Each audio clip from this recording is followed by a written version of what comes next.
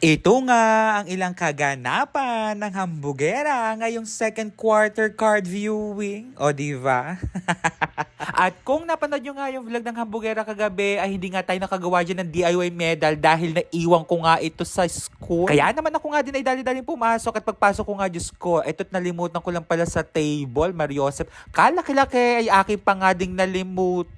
Eh di sana nga tayo tapos na. Kaya naman, kinuha ko na nga lang din itong dala kong phototap dahil ito nga ididikit natin dito sa ating sticker paper. Isa nga din talaga ito sa mahirap gawin kasi kailangan mo nga din na maayos nga din ang iyong pagkakadikit. Dahil once na nga nadikit mo ito ay mahirap na nga din tanggalin at kapag tinanggal mo ay pwede pa nga itong masira. Pagkadikit ko nga dyan ay isa-isa ko na nga lang din ginupit. Medyo mabilis lang naman ito dahil kokonti lang naman ang ating mga awardees. After ko nga lang din dyan magupit ay kinuha ko na nga lang din itong acrylic dahil isa-isa na nga din tatanggalin siya ng mga cover. Bali, dalawang malaking acrylic nga at apat nga lang yung small na acrylic na ating ang gagamitin dito. Dahil nga ngayong second quarter ay meron nga tayo dyan dalawang with high honors at apat nga nakakuha ng with honors. After nga nating idikit dyan isa-isa sa acrylic, ito nga't akin na nga kinabit itong mga ribbon. Buti na lang din talaga ay nagupit na nga ako ng ribbon kagabi para nga ilalagay na nga lang din natin. Mabilis ko na nga lang din ito nagawa dahil nga ito'y kokonte, hindi katulad nga ng first quarter na medyo madami-dami nga din sila. Kaya naman ay after nga natin gumawa ng DIY medal, ito't ginupit ko na nga din isa-isa itong ating mga certificates na ibibigay nga natin sa ating mga awardees. Kaya naman ay ilang oras na nga lang din na ito tapos na nga din ang Hambugera. Mayroon na nga tayo yung attendance, okay na nga din yung ating mga certificates.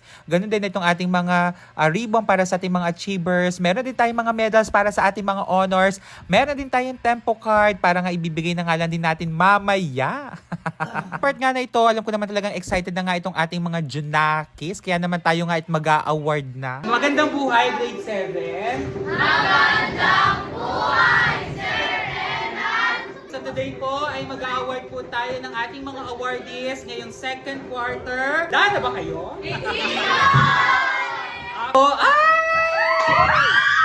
Welcome po sa ating second quarter recognition of awardee. Academic Achiever Awardee. Congratulations to Wendy.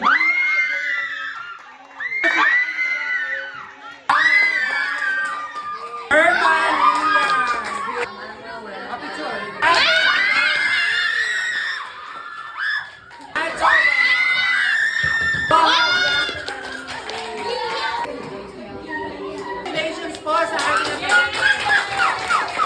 ating Academic Excellence Awardees. Certificates and medals. Kita nyo po, maunti lang po itong kapit ko. And then, i-award na natin dito. Para malungkot na kayo. Congratulations with honors. Ama Bier at Taylor Day. Sabado. Abay, ay nakakuha ng 92. Servilia Jubel.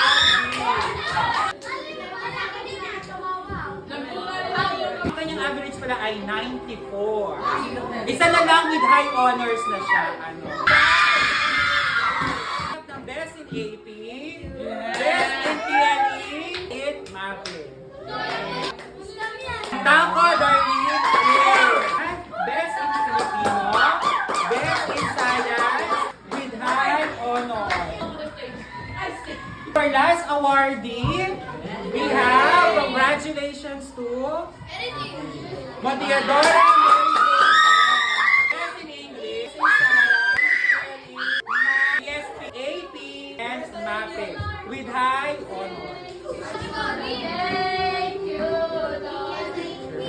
Ayan naman ay congratulations sa ating mga achievers sa mga with honors at nakakuha nga ng with high honors. Ganun din sa ating buong grade 7 home. Nabawasan man tayo ng awardees ngayong second quarter. Alam kong tas third quarter ay babawi kayo. At dito na nga nagtatapos ang vlog ng Hambugera ngayong araw. Just keep on watching. Bye!